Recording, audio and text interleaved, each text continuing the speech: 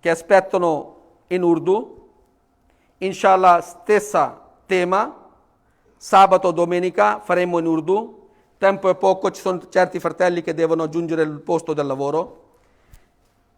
Allah subhanahu wa ta'ala, che ha mandato gli angeli, che hanno messo loro compito, tra i loro compiti, che devono fare anche istighfar, invocano per noi giorno e notte che Allah subhanahu wa ta'ala perdona i nostri peccati.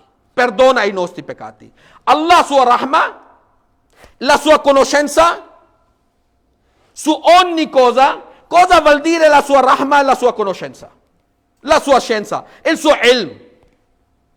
Vuol dire che quando angeli dicono faghfir lilladhina tabu wattaba'u sabilaka, perdoni le persone che pentono e seguono la tua strada.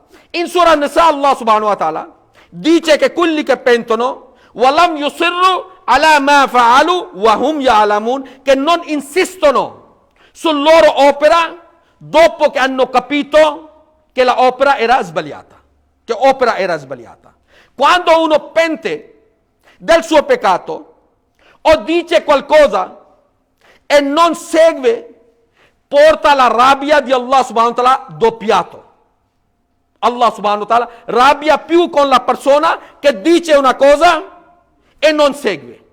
E non segue. Come dice Allah subhanahu wa ta'ala in Surah Saf, capitolo 61, versetto numero 2. Ya ayyuhalladhina amanu lima taquluna ma la taf'alun. O gente dal fede, perché dite una cosa ma la taf'alun, quello che non fate?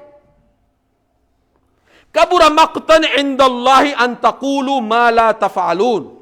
È molto pesante preso Allah che voi dite una cosa e non lo fate. Voi dite una cosa e non lo fate. Noi abbiamo fatto una promessa con Allah subhanahu wa ta'ala e ogni giorno questa promessa, questo contratto, noi rinnoviamo ogni giorno almeno 5 volte. Ogni giorno almeno 5 volte, quando noi diciamo Iyyaka na'budu, solo a te adoriamo. Adorare cosa vuol dire? Adorare vuol dire che quando vengono i precetti da parte di Allah subhanahu wa ta'ala, insegnamenti da parte di Allah subhanahu wa ta'ala o da profeta Muhammad Rasulullah sallallahu alaihi wasallam, e porta qualsiasi persona. Come sapete che Shaitan arrivato davanti a Abu Huraira radhiyallahu ta'ala anhu, hadith tawil, dove lui ha detto che se mi lasci io ti darò una wazifa, una cosa buona, che se tu reciti Ayatul Kursi, Allahu la ilaha illa huwa al-hayyul qayyum, se tu reciti questo alla notte, Shaitan non ti avvicinerà. Quando ha sentito questo, Muhammad Rasulullah sallallahu alaihi wasallam da Abu Hurairata, cosa ha detto Muhammad Rasulullah sallallahu alaihi wasallam? Era Shaitan, però quello che ha detto è vero. Vuol dire che se Shaitan ha avuto il timbro da Muhammad Rasulullah sallallahu alaihi wasallam, non possiamo negare neanche la sua parola. Oggi il nostro abitudine, cosa è diventato?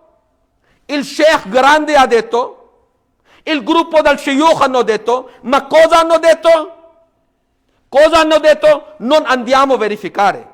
Non andiamo a verificare. Proprio come questo, che hanno portato 4 opzioni, dove stanno insistendo di fare Salatul Jama'ah, non c'è problema. Però come possono fare ijtihad contro Muhammad Rasulullah sallallahu alaihi wasallam che fare il Tarawih prima dell'Isha? Noi abbiamo detto Iyyaka na'budu. Na'budu vuol dire facciamo l'adorazione per te, solo a te ascoltiamo e da te chiediamo l'aiuto. Se noi abbiamo fatto questo patto con Allah subhanahu wa ta'ala, se troviamo qualcosa va contro i precetti islamici e noi chiudiamo la bocca, e quando usciamo fuori, Qualcuno chiede, per te cosa vuol dire Quran e Hadith?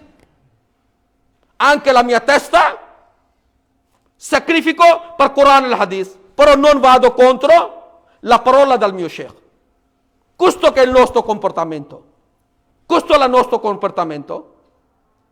Per Muhammad Rasulullah sallallahu alaihi wasallam posso fare tutto, però se arriva parola del Sheikh contro il profeta, sto zitto.